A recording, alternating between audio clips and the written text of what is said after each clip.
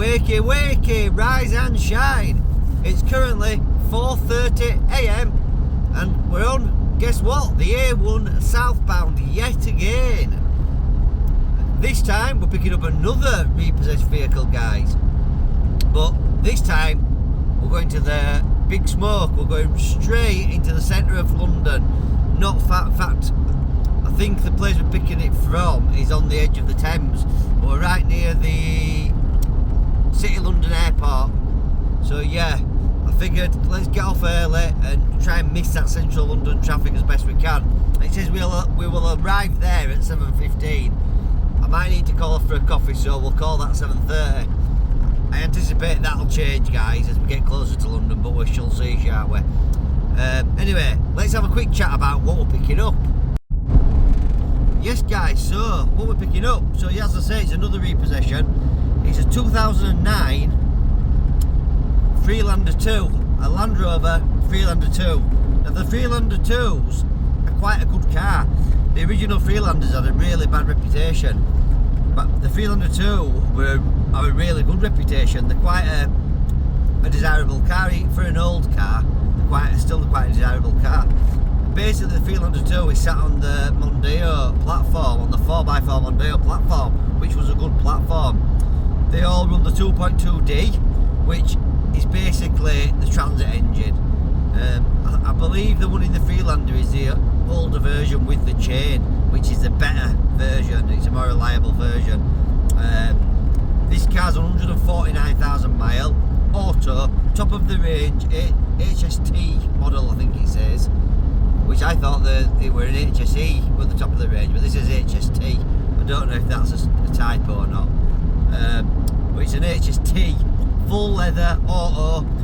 It looks in nice condition. It's got a dinted door, a couple of tiny dents on wing, and a crack in the windscreen. But all in all, not a lot. Maybe £500-600 to spend on it. But the big thing is, it's got a private plate on it. Now, let's get there, have a look round it, have a look at the private plate, guys, and you tell me what you think it's worth. I think it's got to be worth £500-600. Let's have a look and tell me your thoughts. Onward! Right, guys, it's now the day after the day after. I couldn't do a video. It absolutely bounced it down when I got to the collection point. And the day after. So the mechanic actually worked yesterday and got a few bits done. We haven't got everything done, so I'm going to go through the car and point you out the faults and what we've done so far. So there's a massive crack there on the screen. Don't know if, yeah, you should be able to see it. We can see these want painting. Same with the grille, we're going to get that done. I've ordered some paint. Dent there, not too bad. Some dents here. Again, going to get them sorted out. Bit of a dent there, we're going to get them sorted out as well.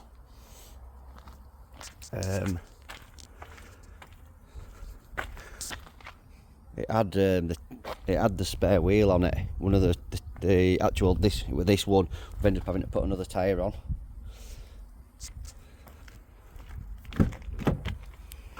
Inside, guys, we've done nothing. I've had the outside washed. Inside though, we haven't done anything. It's acky, really acky, but everything's present, and you know, it's all there. It came with it's got the full service book with it, which had almost full service history, and I had to buy. The car came with no key. Fortunately, the guys there can make a key. Paid £150. Anyway, when we got the car back, we found a key hidden underneath there, so we've actually got 2 keys for it now. But it sounds, it's sweet. It really does. Fire it up for you. Now, we've done a few things to it already. We haven't messed about on this one. We really haven't. We've cracked straight on with it. Because it's a low value car, I didn't want it to be stood about. So yesterday we've got what were happening was, there were lights on dash. It was like in a limp mode. Now, Freelander, the original Freelanders have a bad name. The Freelander 2 is a very good car.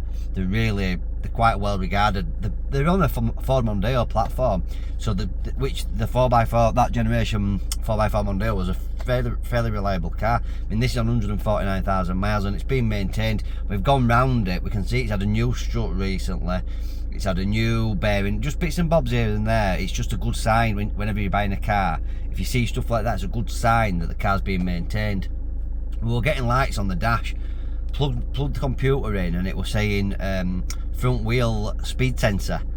But it was, because I'll show you this. It's got this 4-wheel drive system and it won't let us, if it's just in normal mode there, and it was sort of stuck in 4-wheel drive mode. So I was a bit worried because it was saying wheel speed sensor and it was coming up with an ABS module failure. Now, I did think that the wheel speed sensor could be causing it to think there's a module failure. That was my hope, but you never know. Yesterday, mechanic cracked on, to be fair. We put new discs, pads all round, including brake shoes. Quite a job really, and the new sensor. Reset it all. Before I drove it, started it up, it was still coming up with, I think it said something like HD drive failure. Basically, you couldn't change the selections, and I still had a light on. Anyway, we took it for a drive. As soon as we set off, light went off, boom, everything started working. I was absolutely delighted. Drives so good, guys, really does. For, I think it's an 09 this, so it's, what is it, what we on now, so it's a 15-year-old car more or less. Drives fantastic, really good value for money. So just have a quick look. Looks to me, look, there's a bit of blood on the headline. Looks like somebody slammed on or something. They've hit their head on there, smashed that, and then that's the resulting blood. Also, we have double sunroof, which isn't working, but I think that might be because that's not plugged in. Or it might be a fuse, but I think it could be because that ain't plugged in. So we're going to give that a look at. So that's it so far. I'll show you what we've done anyway, but yeah, you'll see we've got put new discs on, etc.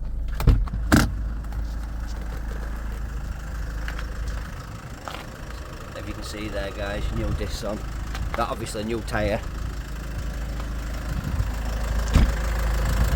New discs. We know what needs doing bodywork, then few dents.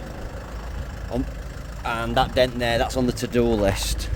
Just get the key out, because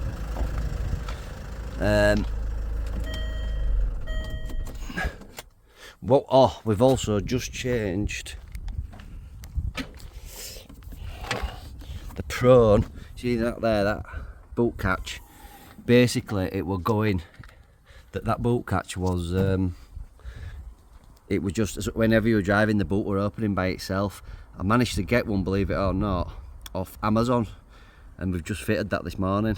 I think it was 20 quid, and that's fixed it. The rear window wiper's broken. It needs a new motor, which I've ordered. Other than that, wants a right good clean out, and wants a new, obviously, a parcel shelf, which I'm going to look for.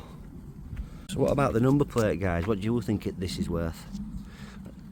I'm thinking it's got to be a £500 plate at very minimum, hasn't it, surely?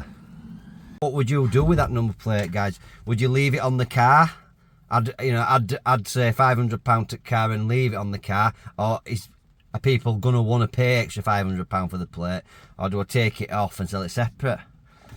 I don't know. But we'll talk about money so far. I've not got it written down, and there is still things to spend. I will do a final video on this car. Probably might be next weekend. So if you want to watch that, hit subscribe, and you'll get a notification. But money wise so far, we paid, including the fees, the car was, I'm going off my memory now, guys, but I'll be within sort of £50. We paid, including the fees, it was £820. By the time I've picked it up with fuel and that, you're about £1,000. I've got about 230. I've probably got about, so far, spent about 400, including labour, parts and that. I worked it out. By the time I've done the screen, all the other bits and bobs, I'll have about £1,000 in it. I worked it out, roughly speaking, with everything done, with the cost of the car, it'll stand me at about £2,100. But that'll be everything done on it. As I say, I'll do an oil change and whatnot as well. I think I've looked online. There's a black one on, and they're wanting 3.9. It's done a bit more miles than this, and it don't look as good in black. This colour's the colour to have in these, I think. But yet still, I think I'll probably only be asking around. I won't be asking 3.9 unless I put a 12-month warranty on it. I might go for 3.9. If not, I'll probably be looking for about 3.6, something like that, which should do about a £1,500 margin on it. Obviously, I've still got the number plate, which I might get £500. So it's been a good. It could be one way you could nearly do 100% profit on this one. But as I say, if you want to know the final valuations, financially how much we make on it, should I say, and what we have to spend on it, because at this moment, we don't truly know. If you're interested in that, then hit sub, and I will do a follow-up video within the next week. I think it'll sell pretty quick, this one, to be honest. It's just a nice thing. You can tell it's been a looked after car. I think the last 8 months, or whoever owned it for the last 8 months, haven't looked after it. But I think before that, it's been a looked after car. It's giving me all the signs, and I mean, I won't mind keeping it myself and running about. But what do I need another 4x4 for? I've obviously got the Shogun, which I use for towing cars, and this won't tow what that Shogun will, But although this drives nicer than that Shogun, believe it or not. Anyway, let me know what you think about this one, guys. Be interested to hear your thoughts, and also what you think about the number plate. And maybe if you like this sort of stuff, consider subscribing. Anyway, guys, I'll catch you on the next one.